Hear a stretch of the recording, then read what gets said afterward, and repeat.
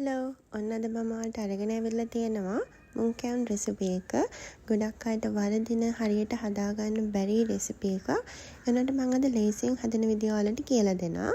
මුලින්ම මම මුං ඇට ග්‍රෑම් 250ක් අරගෙන මේ විදිහට හොඳට හොදගන්නවා. හොදගෙන ඉවර වෙලා භාජනයකට මේක දාගෙන කර ගන්න නැතුව සාමාන්‍ය දුමුරු පාටක් එනකම් බැද ගන්නවා. බැදගෙන ඉවර වෙලා දෙපාරකට විතර බ්ලෙන්ඩ් එකට දාලා මේක කුඩු කරගන්නවා. ටිකක් කෑලි විදිහට හිටුනට කමක් නැහැ. ඊට පස්සේ අපි බලමු අපිට මොනවද මේකට ඕන වෙන්නේ කියලා. අපිට පැණි ඕන වෙනවා.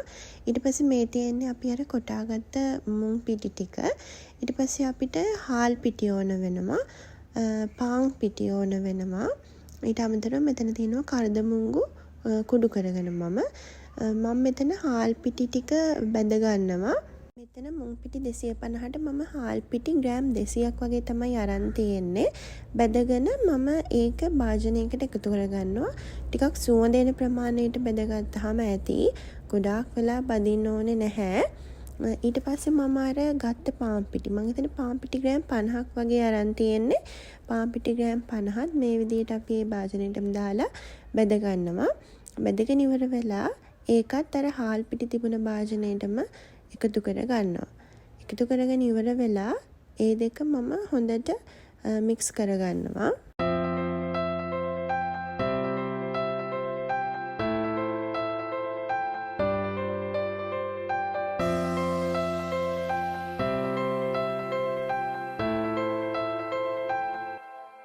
ඊට පස්සේ ඒ හාල් පිටි පාන් පිටි මිශ්‍රණයට මම අපේ මුං පිටි ටිකත් එකතු කරනවා. එකතු කරලා ඒ තුනම හොඳට කවලම් කරගන්නවා. මේ ටික හොඳට එකතු වෙනකම් කලවම් කරගන්න ඕනේ. කලවම් කරලා ඉවර වෙලා මම මේක පොඩ්ඩක් පැත්තකින් තියාගන්නවා. ඊට පස්සේ මම මුං ඇට කැවුම් මිශ්‍රණය කියන්නේ වඩා ගන්න දැල්ලට මේ විදිහට තෙල් ටිකක් ගා ගන්නවා. ඊට පස්සේ මම භාජනයක් ලිපේ තියලා අපේ පැණි ටික මේකට එකතු කරගන්නවා. මම එතනින් පැණි මිලිලීටර් 400ක් විතර අරගෙන තියෙනවා. පැණි ටිකත් මේ විදිහට භාජනයට දාලා ටිකක් නටන ප්‍රමාණයක් වෙනකන් තමයි අපි කියන්නේ උතුර ගන්න ඕනේ. කියන්නේ බුබුලු වෙන ප්‍රමාණයට ගත්තා නම් ඇති. නිකන් අර නූල ඇදෙන පදමට ඕනේ නැහැ. ඊට පස්සේ අපි මේකට කරදමුංගු කුඩු කරගත්ත ඒ ටික මේකට දාගන්නවා. දාගෙන හොඳට කලවම් කරගන්නවා. මෙන්න මේ විදිහට ටිකක් බුබුලු දාගෙන ඉන්න ඕනේ. පොඩ්ඩක් ඔයාලා සැරින් සැරේ හැන්ද උඩට අරන් බලන්න යන් අර නූල ඇදීගෙන එනවද කියලා. ඊට පස්සේ උතුරවගත්ත පැණියකට අපේ මුං පිටි මිශ්‍රණය ටිකෙන් ටික දාලා එකතු කරගන්න. ඔක්කොම එකපාරේ දාන්න එපා. ටික ටික දාලා එකතු කරගන්න. එකතු කරලා ඒ ටික හොඳට කලවම් කරගන්න.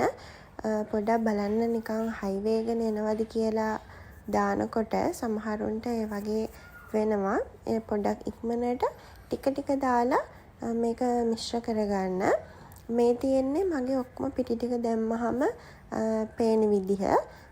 දැන් මම මේක ඉක්මනට පොඩ්ඩක් කලවම් කරගෙන අර ඩෑල්ලට දාගන්න තමයි හදන්නේ. මොකද නැත්තම් භාජනයේම මේක ටිකක් හයි වෙන්න බලනවා. ඉතින් ඊට කලින් මම ටක් ගාලා මේකට තෙල් ගාගත්ත ලෑල්ල උඩට දාගන්න ඕනේ. මේ විදිහට ඉක්මනින් ඒ ලෑල්ල උඩට දාගන්න ඕනේ. දාලා ඉක්මනට අපි මේක පඩා ගන්න එක තමයි කරන්න ඕනේ. ලෑල්ලේ තෙල් ගාලා තියෙන නිසා ලෑල්ල ඇලවෙන්නේ නැහැ. ඒක නිසා අපි ඉක්මනට මේක ලෑල්ලට දාලා මේක වඩා ගමු. ලෑල්ලට මිශ්‍රණයෙන් ඔක්කොම දාලා ඒ ගොඩට මම හාල් පිටි ටිකක් ඉහා ගන්නවා. ඔයාලට ඕන මේක බෙදලත් ගන්න පුළුවන්. මම නම් පැකට් එකකින් එහෙම අරගෙනම දාගත්තා. දාලා මම මේ ස්පැචුල එකකින් තමයි මේක වඩා ගන්නෙ. ඔයාලට ඕන කෙහෙල් කොලයක් ගන්නත් පුළුවන්. නැත්නම් අතින් කරන්නත් පුළුවන්. හැබැයි අතින් කරන්න අමාරුයි. මේ වෙලාවට ටිකක් උණුයි.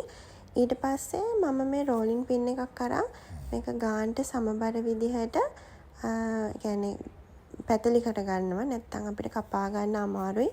එක පැත්තක් හීනි මැද්ද මහතයි අර එහෙම වෙනවනේ.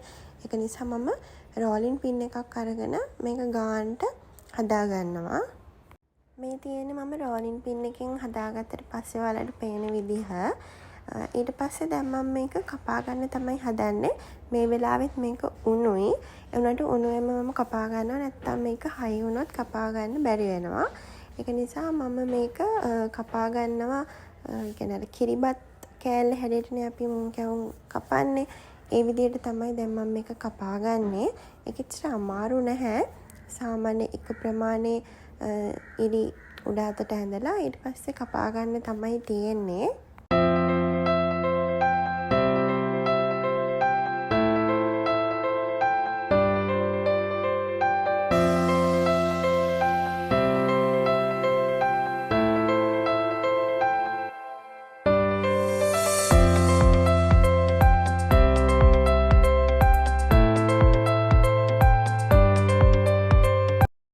මේ තියෙන්නේ මම කෑලි කපාගත්තට පස්සේ ඔයාලට පේන විදිහ. වටේට පොඩ්ඩක් පොඩි පොඩි කෑලි තියෙනවා. ඒවා ගන්නෙ නැහැ. මම ඒවා වෙනමම ආයෙත් හදා ගන්නවා.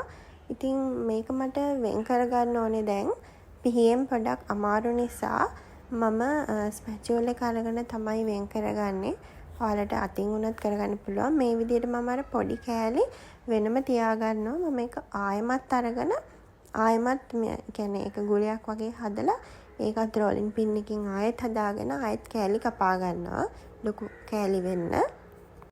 මේ තියෙන මම කපාගත්ත කෑලි ටික එතන මුංගුලියකුත් තියෙනවා. ඉතින් මෙතන ඔක්කොම කෑලි 50ක් විතර තියෙනවා. මම දීපු ප්‍රමාණ වලින් ඔයාලට කෑලි 50ක් විතර හදාගන්න පුළුවන්. දැන් අපි මුං කැවුම් දවටන බැටර් එක හදාගමු. ඒකට අපිට හාල් පිටි ග්‍රෑම් 200ක් ඕන වෙනවා. ඊට අමතරව පොල් කිරි මිලිලීටර් 250ක් ඕන වෙනවා. පාන් පිටිත් මම මේස් හැඳි 3ක් විතර මෙතන අරන් තියෙනවා. ලුණු තේ හැඳි භාගයක්. ඊට පස්සේ කහත් තේ හැන්දට චුට්ටක් අඩුවෙන් අරන් තියෙනවා. දැන් අපි හාල් පිටියකට පාන් පිටි ටික මික්ස් කරගන්නවා. මම මෙතන තෙත හාල් පිටි නෙමෙයි සාමාන්‍යයෙන් කඩේ ගන්න තියෙන හාල් පිටි තමයි අරන් තියෙන්නේ. ඊට පස්සේ ඒ දෙක හොඳට මික්ස් කරගන්නවා. මික්ස් කරලා ඉවර වෙලා මම මේකට එකතු කරගන්නවා ලුණු. ලුණු ටිකක් දාලත් හොඳට මික්ස් කරගෙන කහ ටිකත් එකතු කරගන්නවා. කහ ටිකක් දාලා අපි මේ ටික ඔක්කොම මික්ස් කරගන්න ඕනේ හොඳට. ඊට පස්සේ අපි පොල් කිරි ටික ටික දාලා මෙන්න මේ විදිහට ටිකක් උකුත් නොවන දියත් නොවන බැටර් එකක් හදා ගන්න ඕනේ. ටිකක් උකු වෙනවා නම් හොඳයි. දියම කරගන්න එපා. ඊට පස්සේ අපි තාච්චියක් ලිපේ තියලා ඒකට අපි තෙල් එකතු කරගන්නවා. තෙල් ගොඩාක්මත් ඕනේ නැහැ. සාමාන්‍ය ප්‍රමාණයක් එකතු කරගන්න. ඊට පස්සේ අපි අර තියාගත්ත මුං කැවුම් එකක් අරගෙන අර පිටි බැටර් එකේ හොඳට දවට ගන්න ඕනේ. දවටගෙන ඉවර වෙලා අපි දැන් මේක තාච්චියට දාන්න තමයි හදන්නේ. වැඩි ටික අර භාජනයේටම පොඩ්ඩක් බේර ගන්න. තෙල් ටික රත් වෙගෙන ඉද්දි මේ විදිහට මුං කැවුම දාගන්න තාච්චියට. එකපාරටම හැන්ද දාන්න යන්න එපා.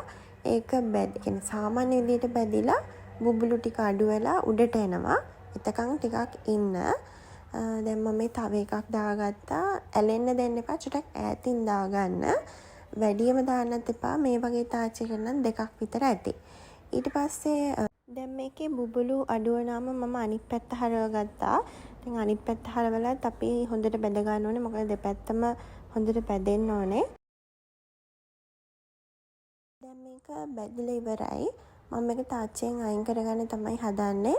මේක බැදෙන අතරේ ඔයාලා මොකක් හරි භාජනයකට පත්තර කොලයක් හරි නැත්නම් ටිෂු පේපර්ස් හරි දාලා හදාගන්න.